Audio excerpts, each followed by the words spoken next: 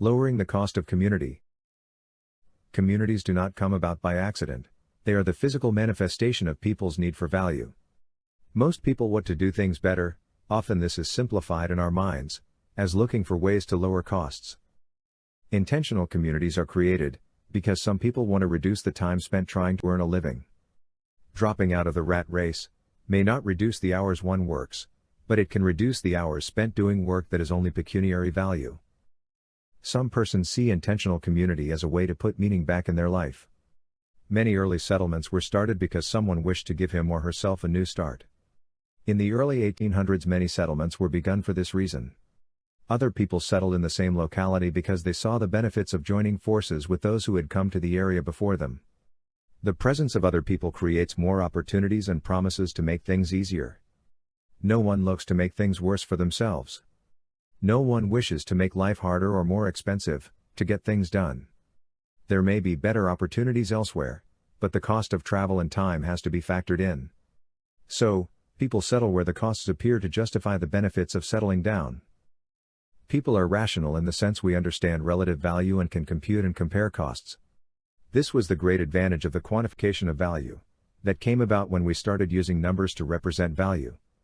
Money is simply numbers used to quantify or represent value. We know the value of $1. By creating money, we can multiply values by discrete amounts to match the value of any good or service. Money allows us to articulate value in a logical framework. Quantifying value makes it easier to compare prices. Not that everyone agrees on what the value of a property or product or service is. We all have different values based on different needs. We all have our own unique opinions when deciding how our money ought to be spent. This is why authoritarianism always conflicts with individual priorities. One person or authority figure can never represent the values of someone else, and so the spending decisions of one person will never totally reflect the spending decisions of someone else. A farmer and mill owner may both need water and both may be willing to commit resources to the development of water resources, but the former will value a slow-moving deep river and the loving cascade. The one will spend more to acquire the benefits of one resource while the other will spend more to acquire the benefits of another kind of resource. While none of us want exactly what another person wants, yet people find synergies in living in proximity. The farmer has different values from a mill owner but still favors living in proximity to the mill owner, especially if the latter opens a tannery or grist mill. By living in community, farmers, mill owners, storekeepers and tradesmen reduce costs. By opening a store or service in a location where the need for the service is high, the businessman expects to receive a higher return on his investment than he would had he started a business where few customers exist. Businesses always seek to lower costs and increase earnings. This is good when proper controls exist to protect the community, but when these controls are absent or insufficient, the activity of a private business may create substantial costs for the community. The existence of a business lowers costs, or ought to, because a business is essentially a systematic way of doing something that people need doing. A business can do things individuals would not find it cost-effective to do. This is because businesses specialize, and they generate specialization. It is specialization that is responsible for lowering costs and creating progress through economic development. Competition between businesses, in what is called a free market, is reputed to lower costs. We need to understand this argument.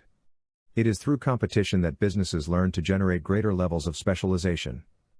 Many intentional communities were started and peopled by those who are not satisfied with the workings of the market. Why would this be? A free market, according to conventional wisdom, is supposed to be good for consumers. If a small town has 5 bakeries, the cost of bread is likely to be less than a town with 1 baker. But increasing the number of bakers does not result in a constant lowering of prices. At some point there will be too many bakeries, and some will go bankrupt, unless they combine and inflate the prices of their product. If collusion occurs, the town would be better off with a single baker, who did not try to gouge his customers and neighbors. However, the theory fails to consider one important piece of information: consumers are not an abstraction. Consumers do not really exist, and so any theory that focuses on the consumer is a theory about a non-entity. Consumers are workers, and if not, they are parasites. The only true consumer is a person who does not work and does not produce anything of value. Conventional thinking has it that competition lowers prices and saves consumers money, but how? The only way costs can be lowered is by efficiencies generated by greater specialization. Everything else increases costs. So, the claim that the free market benefits consumers is the argument that the free market always generates greater specialization. If the free market does not increase specialization, the free market cannot always benefit consumers. What does competition really do and at what cost? Competition produces lower costs but often at the expense of lower wages, bankruptcy and layoffs. The consumer who is supposed to be enjoying these lower prices is the same businessperson and worker who is without any income or job. Even if you are lucky enough to work for the company who drove its competitors into bankruptcy, your success may simply mean you were willing to work harder for less pay than those whom you competed against. Imagine a town of a few thousand people. To succeed against their competitors, a few stores begin to import goods from a low-wage source.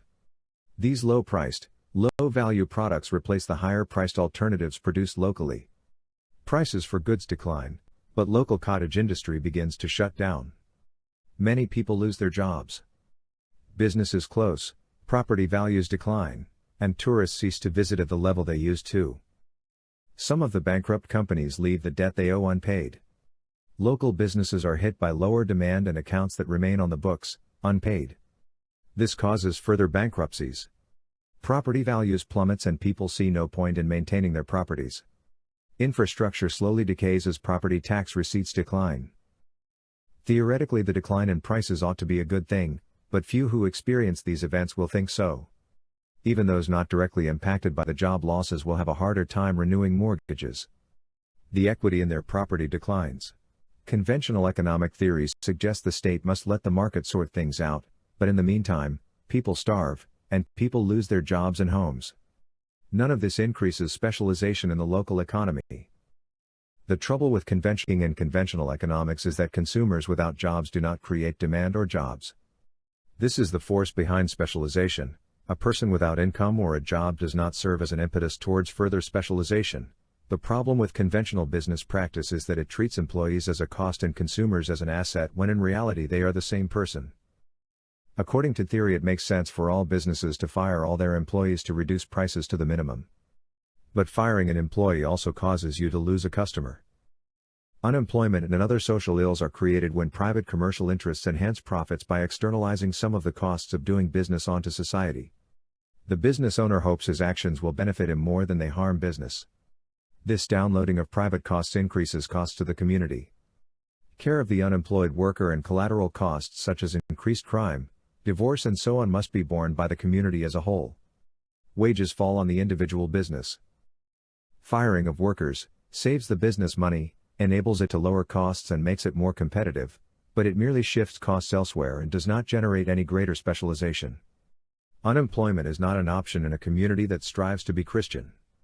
Unemployment has absolutely nothing to do with doing something that needs to be done better than it used to be done, therefore it has to reason for existing. Accepted wisdom tells us that what is good for business is good for the community. In what sense is firing employees or closing down businesses good for the community? That is akin to saying eliminating consumers is good for the market. The probability is that the actual costs of a community likely increase as unemployment increase. Why ought a community be disadvantaged by the actions of a private business owner? The gross national product, GNP, is a measure of a nation's economic activity. GNP includes income, regardless of how it was earned. But money changing hands is not a true indicator of value created. Money changes hands when a window is broken and fixed, are huge generators of economic activity. War appears to be the preferred way of generating economic activity, in some places. But is this economic activity a result of increased specialization? Is the world left a better place after cities have been destroyed and rebuilt? Communities need a better way of determining economic policy objectives, and policy needs to reflect the importance of specialization in creating wealth. Intentional communities are created because many of us reject what we consider as a way of life in which costs are too high and the benefits uncertain. But often what results is unstructured. A lot of what exists is done away with, but little is replaced.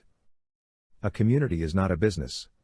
It ought not have a boss dictating the actions of the community as if they were employees.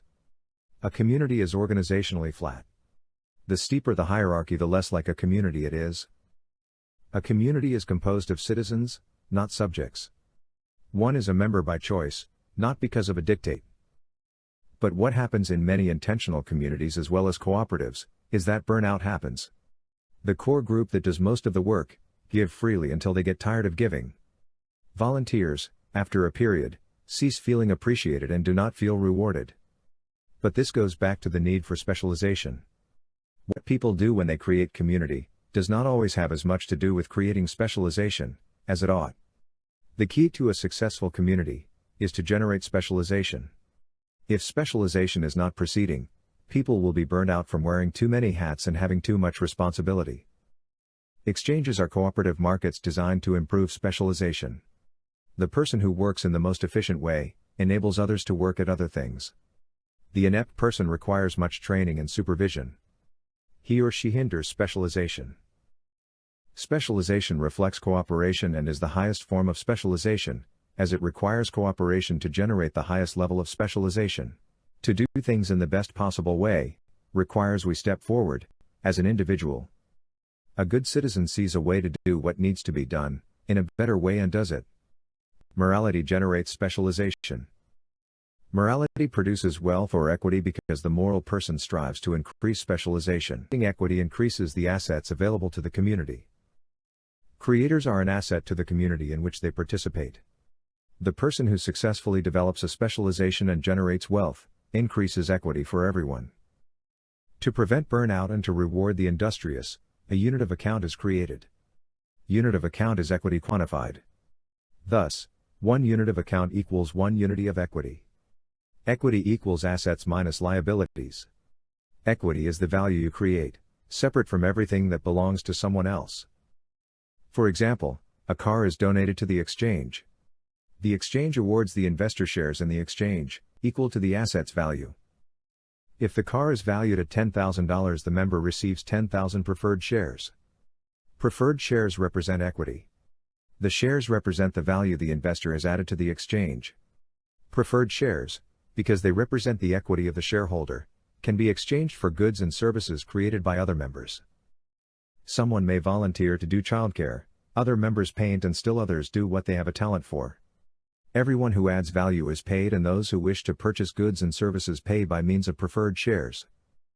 Preferred shares serve as a form of currency backed by the equity. The program is simple to set up. All that is needed is a group of persons who use a unit of account as a means of exchange.